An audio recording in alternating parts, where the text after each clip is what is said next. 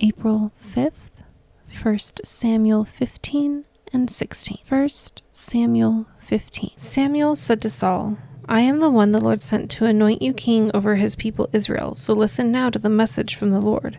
This is what the Lord Almighty says. I will punish the Amalekites for what they did to Israel when they waylaid them as they came up from Egypt. Now go attack the Amalekites and totally destroy all that belongs to them. Do not spare them. Put to death men and women, children and infants, cattle and sheep, camels and donkeys. So Saul summoned the men and mustered them at Telaim, 200,000 foot soldiers and 10,000 from Judah. Saul went to the city of Amalek and sent an ambush in the ravine. Then he said to the Kenites, Go away, leave the Amalekites, so that I do not destroy you along with them, for you showed kindness to the Israelites when they came up out of Egypt.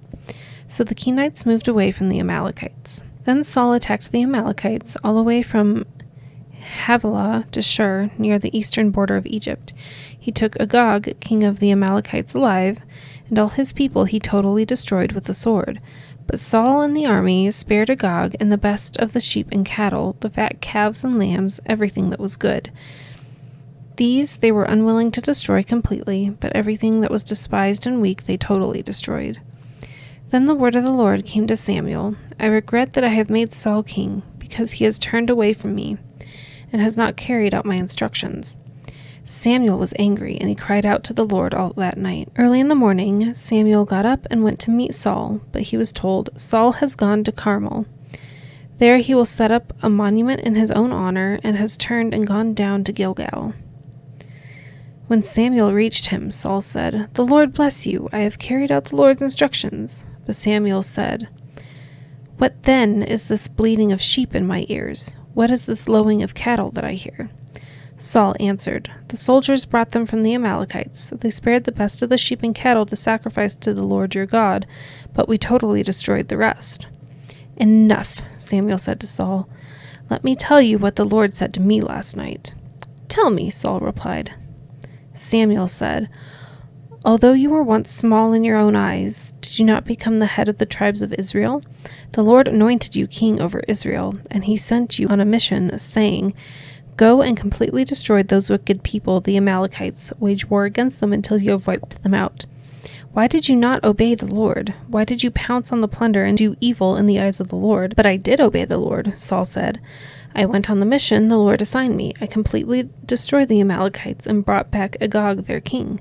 The soldiers took the sheep and cattle from the plunder, the best of what was devoted to God, in order to sacrifice them to the Lord your God at Gilgal. But Samuel replied, Does the Lord delight in burnt offerings and sacrifices as much as in obeying the Lord? To obey is better than sacrifice, and to heed is better than the fat of rams. For rebellion is like the sin of divination, and arrogance like the evil of idolatry. Because you have rejected the word of the Lord, he has rejected you as king. Then Saul said to Samuel, I have sinned. I violated the Lord's command and your instructions. I was afraid of the men, so I gave in to them. Now I beg you, forgive my sin and come back with me, so that I may worship the Lord.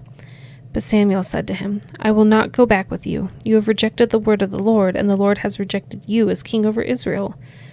As Samuel turned to leave, Saul caught hold of the hem of his robe, and it tore. Samuel said to him, The Lord has torn the kingdom of Israel from you today, and has given it to one of your neighbors, to one better than you. He who is the glory of Israel does not lie or change his mind, for he is not a human being, that he should change his mind. Saul replied, I have sinned, but please honor me before the elders of my people and before Israel. Come back with me, so that I may worship the Lord your God. So Samuel went back with Saul, and Saul worshipped the Lord. Then Samuel said, Bring me Agag, king of the Amalekites. Agag came to him in chains, and he thought, Surely the bitterness of death is past.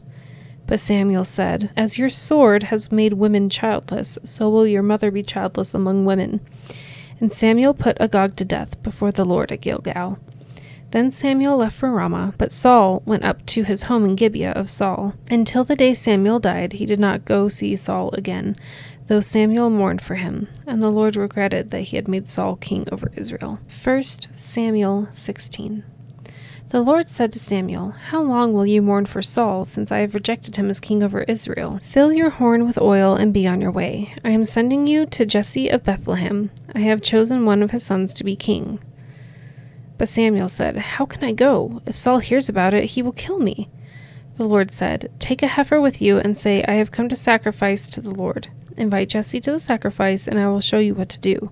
You are to anoint for me the one I indicate." Samuel did what the Lord said when he arrived at Bethlehem. The elders of the town trembled when they met him. They asked, "Do you come in peace?"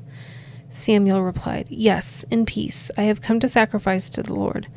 Consecrate yourselves and come to the sacrifice with me." Then he consecrated Jesse and his sons and invited them to the sacrifice. When they arrived, Samuel saw Eliab and thought, "Surely the Lord's anointed stands here before the Lord." But the Lord said to Samuel, "Do not consider his appearance or his height, for I have rejected him. The Lord does not look at the things people look at. People look at the outward appearance, but the Lord looks at the heart."